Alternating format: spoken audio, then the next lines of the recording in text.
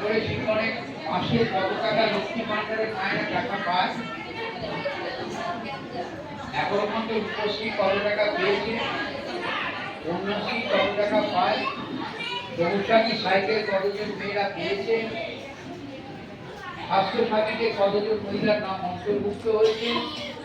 সমস্ত হিসেবটা দিচ্ছিলাম। শঙ্কির বন্ধু, জয় জোহার থেকে শুরু করে মাসে কত টাকা লক্ষ্মী ভান্ডারে টাকা দেবে,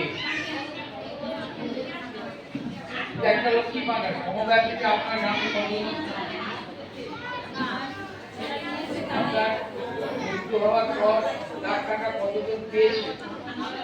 উপস্থিতি কে কে পেয়েছে তার হিসেব